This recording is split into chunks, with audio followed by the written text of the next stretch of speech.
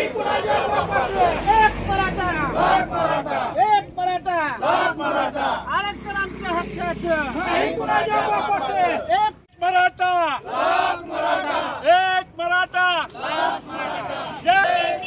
कोण म्हणते देत नाही, घेतल्याशिवाय राहत नाही, कोण म्हणते देत नाही, घेतल्याशिवाय राहत नाही, आरक्षण आमच्या हक्काचं, नाही कुणाच्या बापाचं, आरक्षण आमच्या हक्काचं, नाही कुणाच्या बापाचं.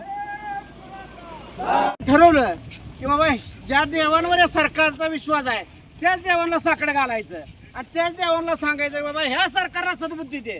म्हणून आम्ही महाराष्ट्रातल्या सगळ्यात मोठी रथयात्रा आम्ही पंढरीच्या पांडुरंगापासून सुरुवात केली आणि शेवटी आम्ही पांडुरंगापाशीच करणार आहे. कोणत्या तीर्थक्षेत्रात तुम्ही जाणार आहात? पंढरीचा पांडुरंग, तुळजापूरची तुळजामाता, परळीचा वैजनाथ, औंढ्याचा नागनाथ, ह्याचा कृष्णेश्वर, वेरूळचा कृष्णेश्वर, शिर्डी साईबाबा, परत त्र्यंबकेश्वर, भीमाशंकर, परत गणपतीपुळे गणपती, ह्या ज्या महालक्ष्मी कोल्हापूरची ज्या म्हणे देवाला मानणार ही सरकार आहे त्या देवासमोर जाणार आहे आणि त्या देवाच्या पायावरती मस्तक ठेवून सांगणार आहे या सरकारला सद्बुद्धी दे, या सरकारला आरक्षण देण्याचं ज्ञान दे आणि या सरकारच्या कानात जाऊन तेव्हा सांग की बाबा या मराठ्यांचं गोरगरिबांचं कल्याण कर आणि आरक्षण दे. एवढ्यासाठीच आम्ही रथयात्रा राज्यातली काढायला लागलो. किती दिवसाचा हा प्रवास असणार आहे? हा 10 दिवसाचा प्रवास आहे आणि 3000 किलोमीटरचा प्रवास आहे.